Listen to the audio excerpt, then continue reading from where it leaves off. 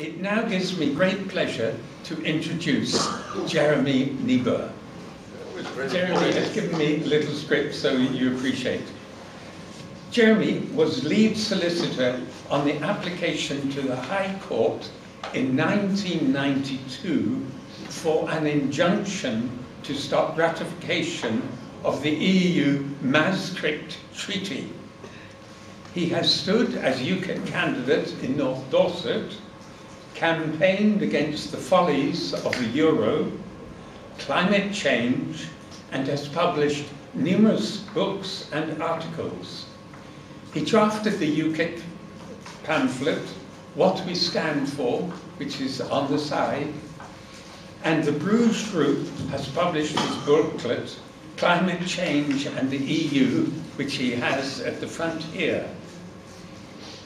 And that was 2010.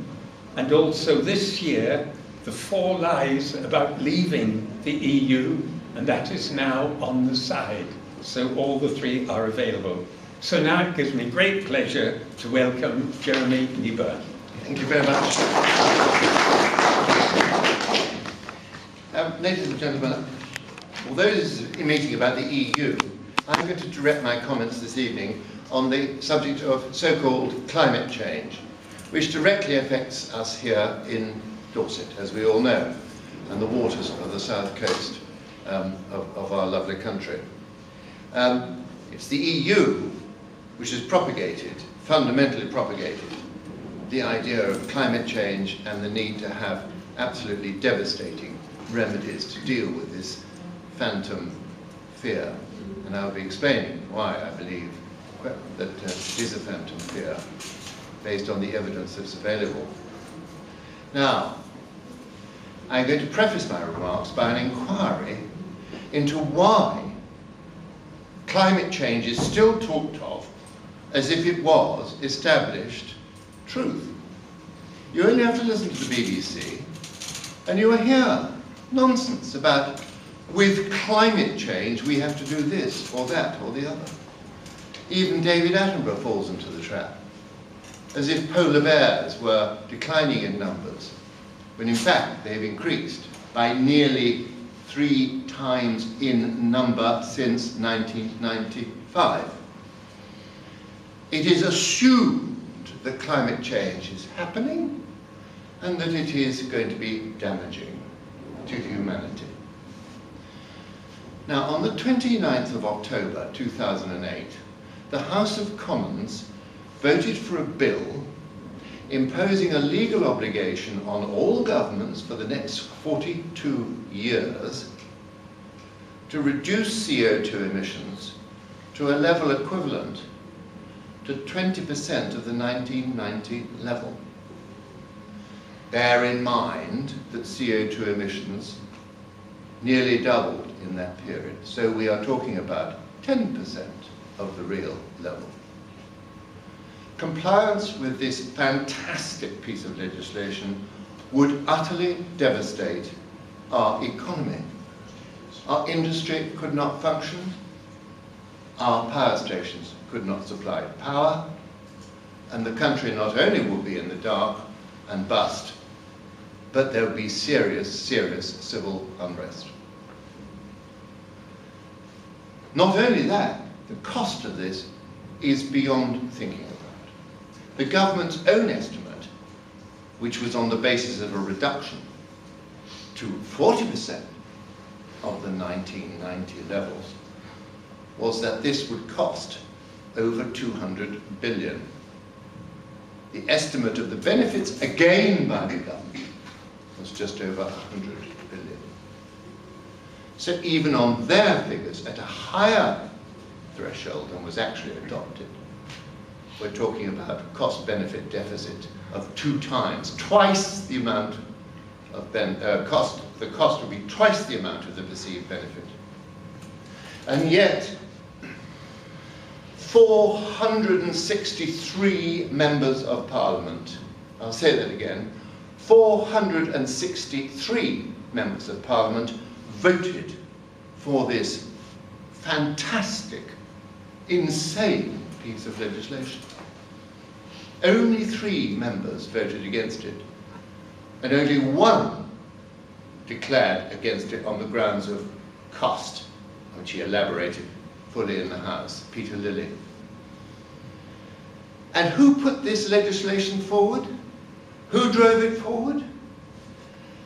Why, it was Mr. Ed Miliband, who presumes to offer himself up, posturing as the saviour of the planet, as the next Prime Minister of our country. How did all this come about? How did this all come about? Bear in mind, ladies and gentlemen, that the temperature in 2008 fell by as much as it had risen during the preceding 70 or 80 years. It has fallen on an average since 1998 by a certain amount, by a small amount, 0.01 degrees on average, but it is falling. It is not rising. That is the truth of the matter. That is what the Met Office have published. Sorry. Not a bit, come in. So I want to talk about how do we get to a situation where our country's economy is at serious peril, where the lights are going out, where industry is not relocating here because of the cost of power. Indeed, it is going elsewhere. How do we get to a situation when only 3 members of the House of Commons vote against a bill which is going to destroy our economy on the grounds of a perceived threat which does not exist? How does this come about? People say, well, surely if they all vote for it, it must be true. And I say to you this, I've thought about this very much, and that's why I want to spend a bit of time talking about it, that it comes from belief, by which I mean conviction unrelated to evidence or empirical deduction. Unrelated to evidence or empirical deduction. After all, you can believe in anything. Anything you want. The Christians believed all sorts of things in the Middle Ages of various kinds and killed each other relentlessly for people who disagreed. You can believe in anything you like. You can believe the world is flat. You can believe anything you like. And it leads to superstition, and it leads to fanaticism. And it cannot be dispelled by reason, as it is by its nature unreason. Let's have a look at this in terms of how this, what does this mean in the political world? Some things that are supposed to be beyond approach in terms of argument and evidence. Let me give you 2 examples before I come to climate change. One of them is the idea that equality is always good. Equality must be good. And that is what the dominant theme of the Socialist Party, Labour Party. But when you think about it, equality does not naturally occur. It has to be imposed. And it is imposed at the cost of freedom. So it's not a given good. And then the other nostrum that very much the Socialist Party believe, but it's a social democratic idea, is that only the state is virtuous. Profit is to be condemned. Individuals are not to be trusted with their liberty. And yet, we have around us state-provided services which are obviously failing those for whom they are being provided. Why is it that we have this huge divide in our education system between those who can afford to go to a public school, which is actually a private school, and those who cannot? And why do we dare not question whether the National Health Service is now actually failing its patients? It's because we dare not say the Emperor has no clothes. And today is the day of Margaret Thatcher's funeral. So it's worth remembering, and I make no apology on this day, because we mark her passing, to say that she will be remembered for many things perhaps, but certainly for asserting the dignity and responsibility of the individual by releasing enterprise, rewarding work, and taking the state out of our lives as far as she could. She didn't have time to take us out of the EU. Now, this idea of belief fostering things that are not really rational can only be seen in the clearest possible light by the whole nonsense of climate change. Let me just read you two quotes before I get on to the substance of this. The first is by the Queen, and the second is by Richard Feynman. You'll see the Queen, who I mean by the Queen, in a minute. The Queen said with great decision, nobody can do two things at once, you know. Let's consider your age to begin with. How old are you? I'm 7.5, exactly. You needn't say exactly, the Queen remarked. I can believe it without that. Now, I'll give you something to believe. I am just 101, 5 months and a day. I can't believe that, said Alice. Can't you? Said the Queen in a pitying tone. Try again. Draw a long breath. Shut your eyes. Alice laughed. There's no use trying. One can't believe impossible things. I dare say you haven't had much practice, said the Queen. When I was at your age, I always did, for half an hour a day. Why, sometimes I believed as many as six impossible things before breakfast. Now, Richard Feynman, now I've just referred to, was a very famous scientist, very famous indeed, theoretical physicist. He got the Nobel Prize in 1965 for his work on things that I can hardly pronounce, let alone understand, the integral formulation of quantum mechanics. In a lecture to his students at Cornell University, talking about how physicists uncover natural laws, the laws of nature, a new law of nature, he says, first we guess it. Don't laugh, that's really true. Then we compute the consequences of the guess to see what if this law that we've guessed is right. We see what it would imply. And then we compare those computation results to nature. Or we say, compared to experiment. Compare it directly with observation to see if it works. If it disagrees with experiment, it's wrong. That's all there is to it. That's all there is to it. Now let's have a look at this climate change nonsense. To risk our economy in this way, as I have tried to describe, there must be an overwhelming justification, must there not, for this idea of climate change, which is damaging to humanity.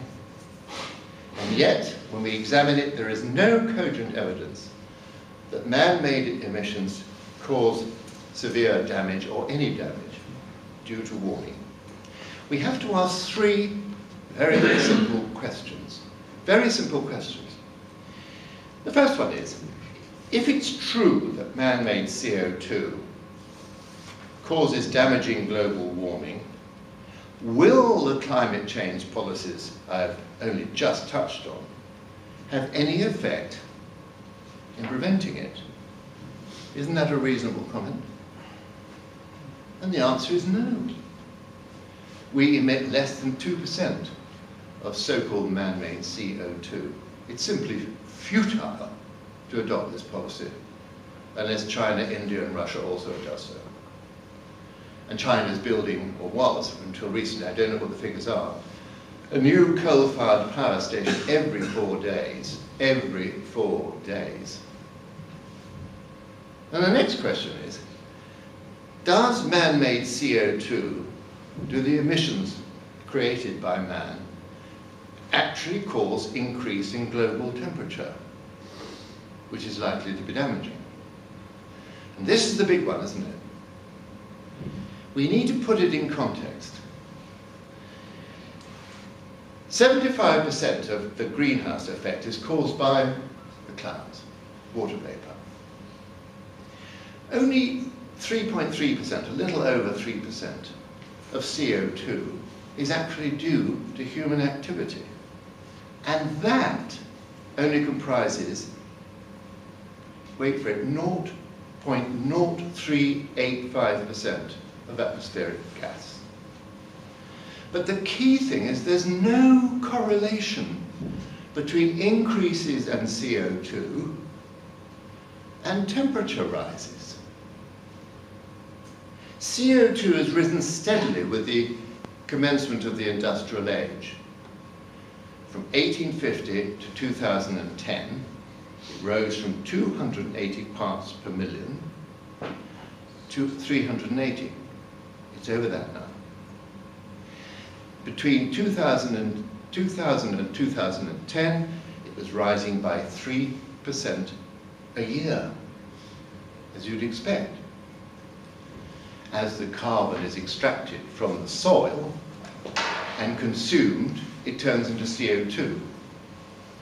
When it turns into CO2, it forms an atmospheric gas, but is then reabsorbed largely by plants, but very substantially by the oceans. That's the cycle. There's no more or less carbon than there was at the beginning of it all. Temperature changes, however, have been chaotic. They follow no pattern. There is absolutely no correlation. Let me take you through it. Between 1910 and 1940, global temperatures rose by 0.4 degrees. But from 1940 to 1976, they fell by 0.2 degrees. Some of us will remember, I certainly do, 1976 as a baking hot year. And from 1976 to 1998, they rose by 0.5 degrees. Since then, they've shown a slight average fall. The fall in 2008 was the most severe since 1880. So the overall increase, the overall average increase was 0.7, and it's falling slightly.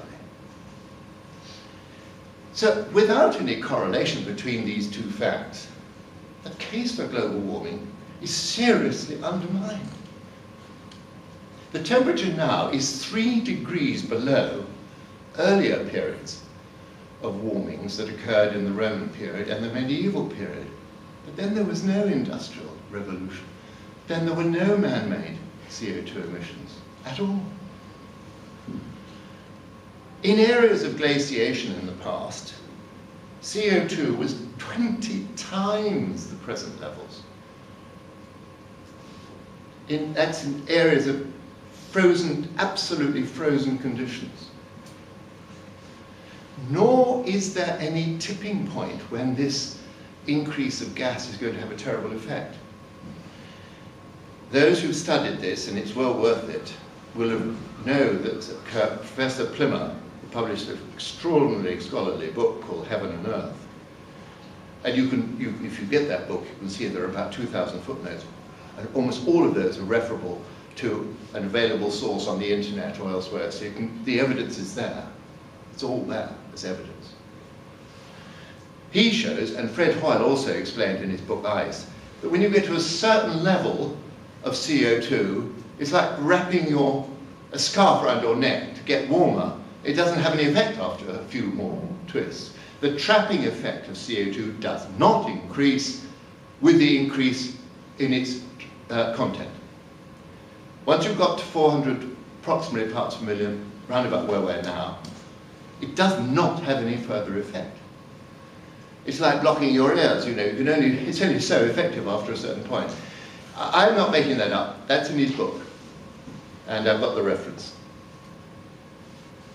And the ice core evidence from the past, because we have to find out what's happened in the past. Sir David King, who sported himself as the chief scientific advisor to this government, gave evidence to the House of Commons Special Committee, or House of Lords Special Committee on so-called climate change. And he clearly stated, by implication, that because 65 million years ago the planet was virtually uninhabitable because of heat, and the CO2 was 1,000 parts per million, that when we get to 1,000 parts per million, the only place to live was Antarctica. He's decided to deny that, but if you look at the actual statement, which I have done today, that is the unequivocal implication. It's nonsense. ice core evidence is very clear. Temperature rise precedes CO2 increase, historically. And the reason is obvious, because as the temperature increases, so the oceans release their CO2. That's what happens. And even if the temperature rises by 3 degrees this century, which it shows absolutely no sign of doing, it is entirely beneficial. The International Panel, or Governmental Panel on Climate Change, in its report in 2007, itself states that at 3 degrees this is entirely beneficial for agriculture because CO2 and carbon is the essential component of organic life. It's the critical component of organic life. And then let us ask the last question. Is the planet heating up? Well, I produced here, which you can take later, a graph which I got off the internet, which was published by the Daily Mail, and it shows the IPCC forecast of climate change, global warming. The dark red bit in the middle is shown as climate increase, the global warming increase, with a 75% degree of certainty. The pinky bit is the official prediction to a 95% degree of certainty. The black one is the Met Office, which is not known for its impartiality on climate change. Indeed, it's mired in prejudice because of the emails and the suppression of evidence. And the infamous hockey stick graph by Michael Mann. That shows the temperature is falling off the graph so far as it does it depart, in reality, from the alarmist forecasts disseminated by that body. And so temperatures are not increasing. They have not increased since 1998, that is 15 years. And the word is that we can expect them to remain stable or fall slightly for another 10 or 20 years. None of these facts are in serious dispute. So why are we taking our economy to the edge of ruin? In the United States, they found so much shale gas that the United States is now reindustrializing. Industries are migrating to the United States because the energy cost has dramatically fallen.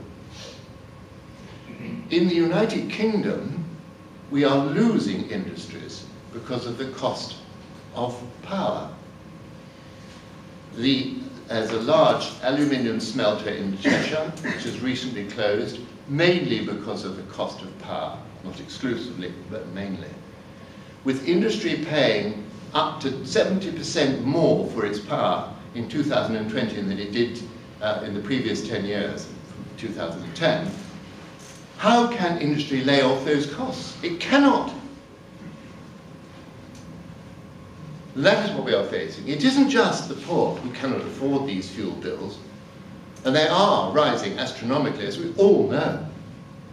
And the reason they are rising is because the government is providing wholly unaffordable subsidies for wind and green energy, which is utterly futile. It's futile.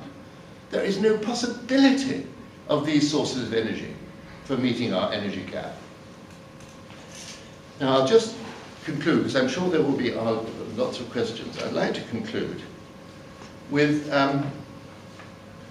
what the position is now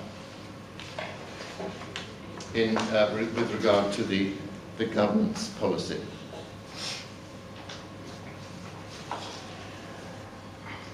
This obsession with CO2 emissions is very, very serious. It's probably the most serious thing we face at the moment, because it drives not only at industry, not only at prosperity, but at everyone in this country.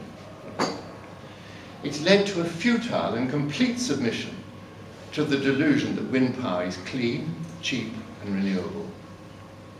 A scandalous failure to assure for us the security of our energy supplies, free from dependence on fossil fuels, which only nuclear can provide, and the imminent crippling of industry by these incredible costs. Now we are seeing the consequences of this policy. Didcot closed, coal-fired power station closed very recently. Another coal-fired power station closed the subsequent week. We're going to lose 40% of our generating capacity within the next 3 to 5 years. 40% of our generating capacity within the next 3 to 5 years. We cannot meet this shortfall except by an immediate program of gas-fired stations, so increasing our dependence on foreign supplies. And so it is, ladies and gentlemen. I will answer questions about the futility of wind power, but I have a feeling you probably know about this. I can explain that more perhaps in questions. But I think that's enough from me, as it were, in terms of